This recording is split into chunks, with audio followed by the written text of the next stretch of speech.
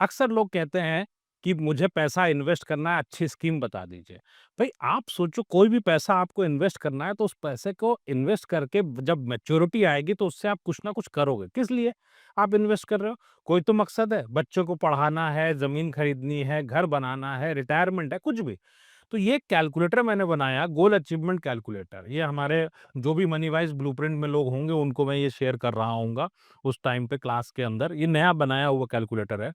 अब इश्यू क्या है इसके साथ में, आप अगर देखेंगे हमारी लाइफ में ये 15 लाख रुपए हमारा गोल की वैल्यू है। आज अगर बच्चे को मुझे पढ़ाना है तो 15 लाख रुपए तो बजट आराम से लगता है। एक बच्चे का मतलब हो गया 15 लाख रुपए उसके पढ़ाई में लगने ही लगने, एक पढ़ाई में, प्रोफेशनल एजुकेशन में। दूसरी पढ़ाई की बात की तो उसके अंदर में मेरे को वापस से 15 लाख रुपए का बजट लेना है।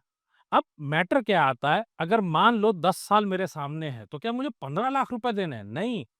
महंगाई के साथ मुझे देने पड़ेंगे कम से कम 29,50,000 रुपए आपको उस वक़्त देना है, जब आपका कॉलेज की फीस देने का मौका आए। अब फ़र्क क्या पड़ता है, अगर 12% का रिटर्न मुझे मिल रहा है, मान लीजिए 12% का रिटर्न मैंने एक्सपेक्ट किया, तो इस कंडीशन में मुझे जो पैसा वहाँ पे देना है, 2 मोड हैं आपके पास पैसा मैनेज करने के। एक मोड है आपने स्कीम खरीदी, बैंकर के पास गए, आपने एजेंट्स पकड़े, भई सो कॉल्ड एडवाइज़र्स, लाइफ में एडवाइज़र्स इंडिया में है ही नहीं।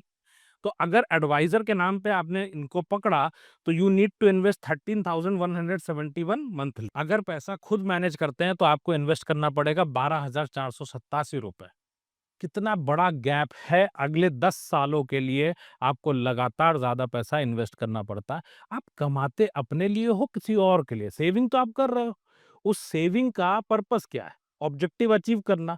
अगर इसमें मैं 2 गोल्स जोड़ दूँ, 4 गोल्स जोड़ दूँ, भाई 1 गोल तो है नहीं। मेरे लाइफ में अलग-अलग डिफरेंट तरीके के गोल्स हैं। मेरे 2 बच्चे हैं तो उनसे रिलेटेड सारी चीज़ें, जैसा मैं आज तक, बिज तक, ET, Navbharat time, business standard, outlook और सभी पॉडकास्ट में कहता हूँ।